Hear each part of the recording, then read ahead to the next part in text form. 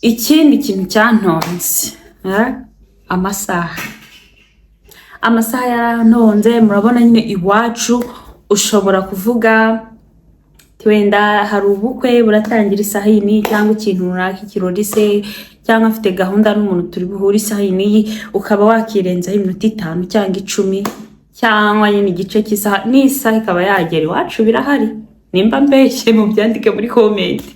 Nyine gutubahiriza amasaha. So naje nanjye ndi muri cya kigare n'abafitanye gahunda n'umuntu yirenzaho iminota. Hey my dear, mushobora no kubipfa niba yari n'inshuti yawe mugahita murangizanya. Ndabasuje cyane mwese, nizere ko mumeze neza nkuko mpora mbibifuriza. Amahoro y'Imana akomeze abane namwe. Ndabasuhuje abari muri Afrika, abari ku mugabane w'Uburayi, abari muri Amerika, abari Canada, Australia na Asia, abanyarwanda mwese aho muherereye n'abarundi, ndabasuhuje cyane. Welcome back to my YouTube channel Beyond Borders Media.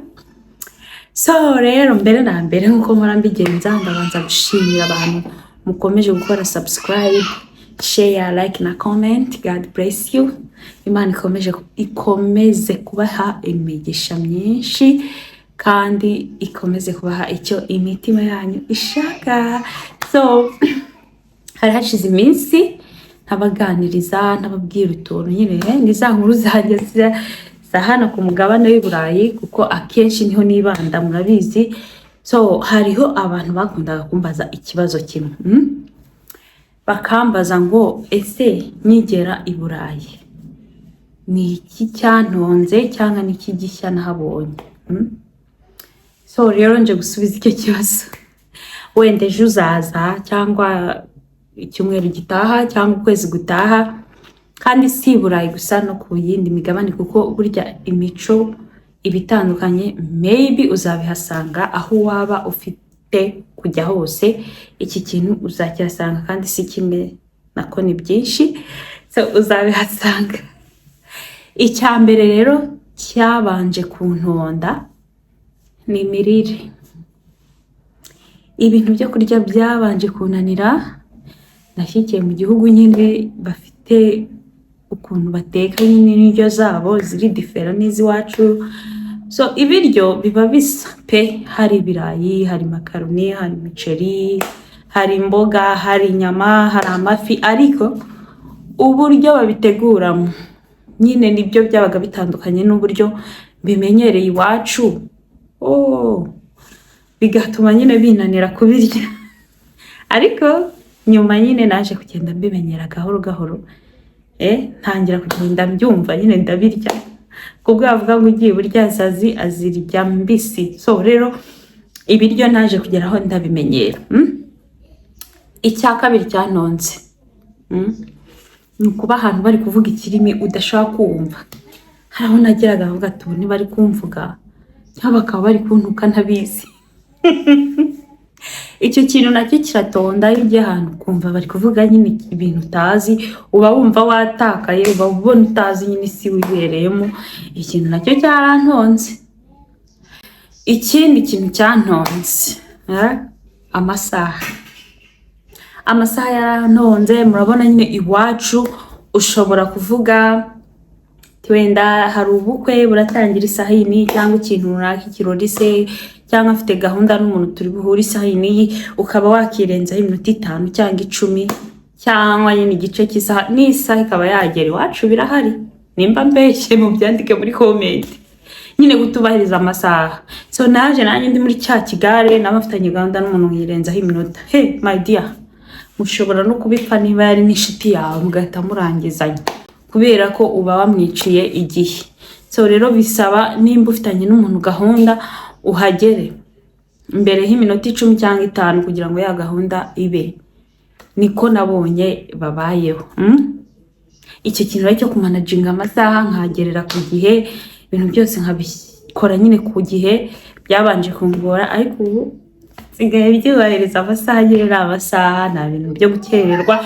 Nanjye maze kubibona, nabibonye nyine ko nabangamiraga abandi. Nanjye tugiranye gahunda ukambangamira rwose ukica amasasha, uba wambangamiye nyine maze kubimenyera nanjye. So ikintu kindi cyabanje kuntonda rero sasa ikirere, ihindagurika ry'ibihe. Ni ukuvuga ngo hari nk'ukuntu iyo tugeze mu gihe cy'impeshyi sama, igihe cy'izuba, ijoro riba rigufi amanywa akaba maremare, ugasanga mu gihe cya sama bucya saa 12 saa 11 mbese haba habona za mu gitondo, akazuba katangiye kurasa ahantu bafite izuba, hanyuma bukira saa 4 z'ijoro ubona izuba rigihari, wata ikintu hasi ukagitora nimukakibona wafata n'ifoto ikaza nyine ari nk'iyo kumanwa saa 4 saa 5 z'ijoro. Hari ukuntu rero nicaraga avuga ati haracyari kare, aka kantu ndagakora najya kubona ngasanga iyo amasaha yanjye ndanye nareba ku isaha ngasanga saa 2 saa 3 zageze, kandi ubwo nari nzi saa 7 saa 8 ndaba nkora ibi ugashiduka nyine bwakwiranye amasaha yakugendanye utabizi. Iki kintu cyarambangamiye kubimanaginga no kubimenyera bimbera ikibazo. Ikindi kintu cyambangamiye nanibagiye no mu gihe cy'ubukonje bwira kare sasa, ubwo ijoro riba rirerire amanywa akaba matoya, bigera saa 3 za mu gitondo butaracya neza, noneho umugoroba ukaza saa 9 saa 10 ugashiduka ijoro rikuguyeho. Nyine ibyo bintu utarabimenyera, nimba ufite gahunda yo kugenda ejo cyangwa mu cyumweru gitaha cyangwa kwezi gitaha, uzaza ubizi ko nitugera mu bukonje uzabona ijoro rije kare butinde gucya, ariko nitugera mu bishyuhe ubone ahubwo amanywa yaje hakiri kare, izuba rigusanze mu nzu gisinziriye, ubone amanywa nyine aracyariho kugera saa 4 z'ijoro saa 5. Ako kantu uzaza ukazi, sibyo se? Hanyuma rero ikindi kintu cyantonze, kumenyera nyine kuba muri community y'abantu tudahuje uruhu, tutanahuje imico. Buri wese yabaga afite imico ye, nyine urumva ngero nakuriye za Afrika kugira ngo menyere imico yabo byari intambara. Bafite ukuntu bafite imico yabo, bya bindi ushobora kubaza ngo ko mbona wabyibushye cyangwa uko mbona wananutse. Iyo ntago ari business kureba, icyo ni ikibazo batakubaza. N'ubuzima bwawe bwa buri privé, haba hari impamvu ikintu cyaguhindutseho, ntago ari ngombwa ko babikubaza, kereka wowe ushatse kuba open ukabibabwira. Nabo rero nuko ntago byari ngombwa ko hari ikintu kiri privé nk'icyo njya kubaza. So nukubaho wigengesereye.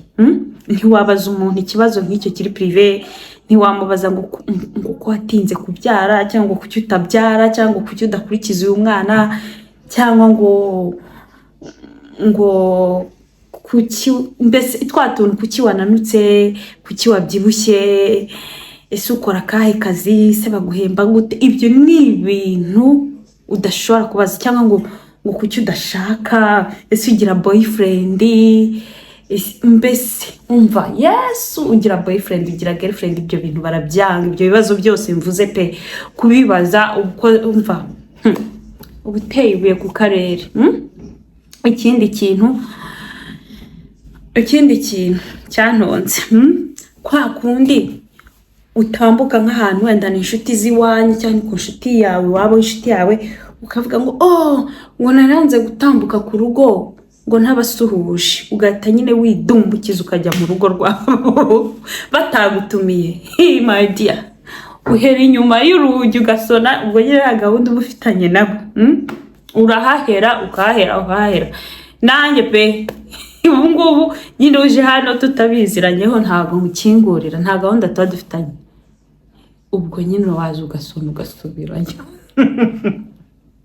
Cyangwa kwa kundi ubyuka ukabona nk'umuturanyi inzu ku yindi, yewe mwaramutse, mwaraye neza, mwabonye bucya, mumeze neza. Icyo kibazo izo mbabazi koko ninde wazi kugira ngo akubaze icyo kibazo.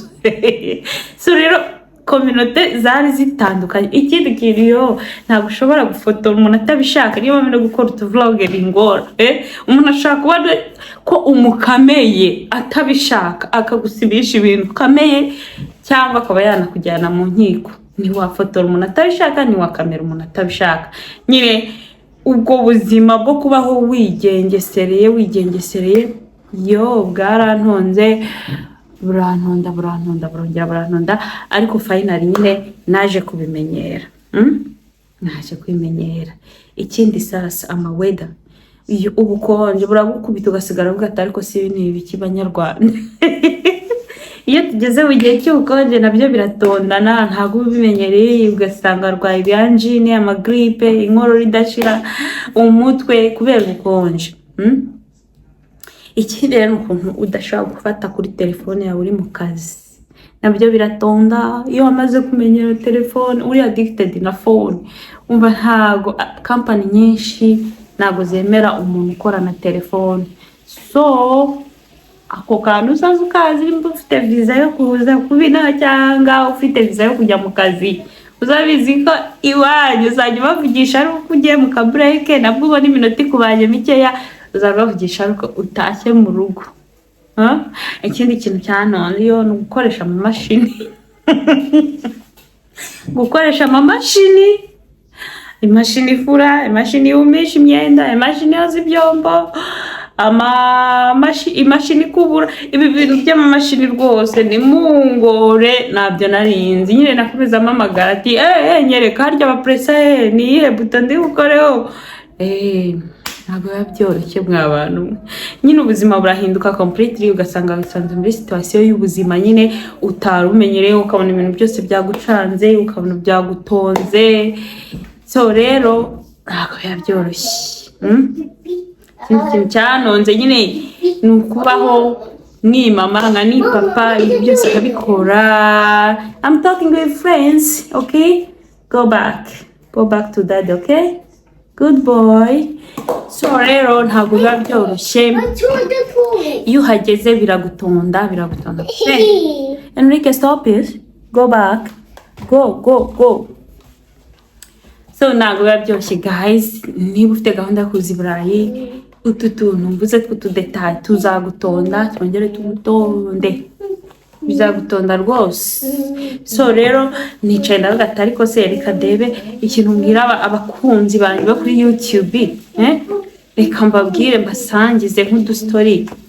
Icyo kintu abantu bakunda kukimbaza niki cyagutonze ukigera i Burayi n'iki so ndumva rero mubashe gufataho nosi niba uzaza ejo utwo tuntu uzaza udufite ku mutima uzaze waratuzirikanye kubera ko tuzakubaho uko byagenda kose. Tuzakubaho n'ahantu uzaducikira ye. So rero mukomeze kuba hamwe nanjye. Enrique, stop. Mukomeze kuba hamwe nanjye mukore subscribe sharing. Papa, stop. So sharing video mwandike comment like mukore subscribe guys. Niba utarakora subscribe stop. Niba utarakora subscribe it's not funny. Niba utarakora subscribe waracika mwe please subscribe kwa Beyond Borders Media. Wizere mu muryango wa Beyond Borders. I love you so much.